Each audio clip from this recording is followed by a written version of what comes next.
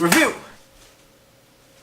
Book review! Ha! Gotcha! In today's episode of Book Review, I'm reviewing this book by Jordan Peterson called 12 Rules for Life, An Antidote to Chaos. Dr. Jordan Peterson is a professor at the University of Toronto in Canada, where he teaches psychology or philosophy or something, or something related to that. Clearly I know a lot about the subject that I'm about to talk. Let's just say he studied a lot about philosophy and about psychology and all the things related to that. He also studied a lot about tyrannies and the Nazis and communism and how humans can get to the point where they inflict that kind of pain to other people. And he has a YouTube channel with lots and lots of videos and lots of lectures.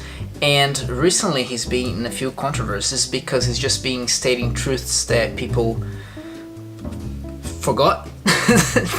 Obvious things that people just think are not true anymore for some bizarre reason. He also caused some controversy when he was very clear when he decided that he was not gonna speak a certain way just because the Canadian government or the universities or something decided that he had to use specific pronouns to call certain people, because he saw that as an image of all the tyranny that he studied from the past. But the book is not really about these stories that I just told you about. This is supposed to be a self-help book, and I hate self-help books. I don't like them. I don't like how positive they are, just like how over the top you can do it, crap, vomit, I'm about to die kind of thing. No, not for me. This book, however, is excellent. And unlike the self-help books that I read in the past, and I'm kind of not really used to, because I was just like, oh, this sucks, I don't want to read this anymore. Jordan Peterson is a realist.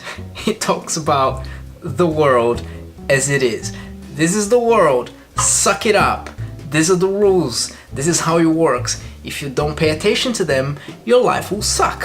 It's basically kind of the gist of the book. And it is actually divided in 12 chapters, and each chapter is a rule. And some of the rules vary from stand up straight with your shoulders back, to make friends with people who want the best for you, or do not let your children do anything that makes you dislike them, or even pet a cat when you encounter one on the street. And these titles might sound a bit silly, and at first when you look at it, it's like, oh, what does he mean by this? But as you read, you realize that it's not really just this is the rule, follow it. Each chapter is more of an exposition and an exploration of some rules in the world, like laws of nature and laws that govern the world, like govern nature, and there's no way that you can actually deviate from them. You can try, but it's everywhere. Laws that hold true for many thousands and thousands of years. And as I said before, it's not just simply stating the rule and how to follow and even why it's like that, because sometimes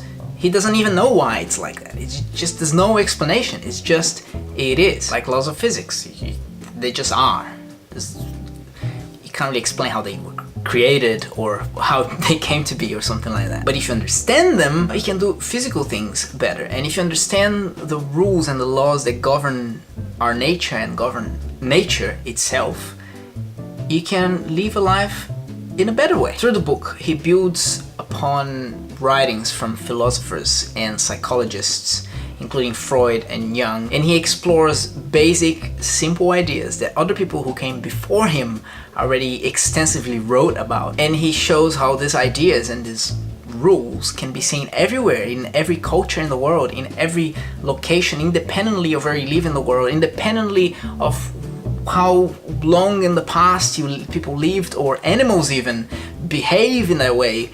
And it's fascinating. I loved it so much. PewDiePie reviewed this book in his first book review series that he started like a month ago. He made a second video yesterday. It's good. I really enjoy his book review. Shout out to PewDiePie, because he really needs more shout out to more subscribers. One criticism that he had of the book is that it's too long, because he spends a lot of time just going through this same ideas over and over again and showing how, look, this philosopher wrote about it. It's in the Bible. It's here in this other civilization. It's in Greek mythology. All the same stories and the same characters, they exist everywhere. It's almost as if we have it inside of us. Every person has these stories they were born with these stories inside of them. It's just part of who you are.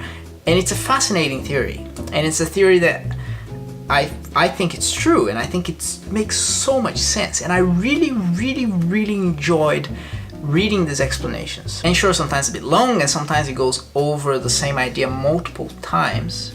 But different people will get something meaningful from some different part of the book. There are very few books that I read that make me think about myself and think about the world, and just kind of like make me really think deeply about everything, and make me go into kind of an existential crisis as I'm reading the book. And I'm just like, whoa. And this book is definitely one of them. As an example of his pessimistic, slight, realistic writing, and just the kind of witty, in your face style of this book, I just want to read you the beginning of Rule 9, okay? Not advice. Psychotherapy is not advice. Advice is what you get when the person you're talking with about something horrible and complicated wishes you would just shut up and go away. Advice is what you get when the person you're talking to wants to revel in the superiority of his or her own intelligence. If you weren't so stupid, after all, you wouldn't have your stupid problems. I love it. I love it. I love it. And yes, the book has its moments of positive, do this with your life. It's gonna be great for you. Don't do that, do this. But it's not in a fake, crappy fairy tale. Look how many sperms were flying to the egg. Millions of them. And you won. Just shut up. Like, it hurts me just repeating that. And by the way, I know they were not flying, they were swimming, okay? But yeah, I strongly recommend it. So much. You might regret it, you might not like it, you might not like to have things told to you that way. You might be living in a fairy tale land where you ignore basic rules of nature, and you might not like this book, if that's you. But if you're interested in understanding the world a bit better, understanding yourself a bit better, and understanding how things are the way they are, or how they can be changed maybe, very good book. I also strongly recommend his videos. I've seen a few. He's such a... when people are so smart that they're troubled by everything around them, because people just...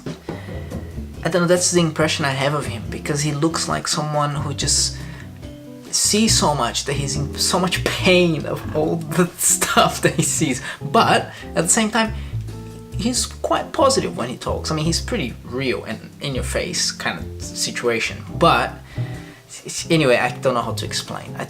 Did it make sense? Any sense at all? Let me know. I really appreciate in his interviews, for example, how he is thinking as he's talking. He's not just there like answering questions. Oh, I know everything. Blah, blah, blah, blah. He's thinking. He's like asking questions, and it's like, really? Well, maybe. Maybe. I don't know. Is this a good idea? I don't know. Is it a good idea? Very good interview he did on Russell Brand's podcast, whatever it's called. I don't really listen to him, but I watched that one, and really good. There are other interviews where people just try to get him, like the one on Channel 4 with that woman, whatever her name is. Really funny though, because he's a smart man and he knows how to respond to things like that, and it's such a great interview.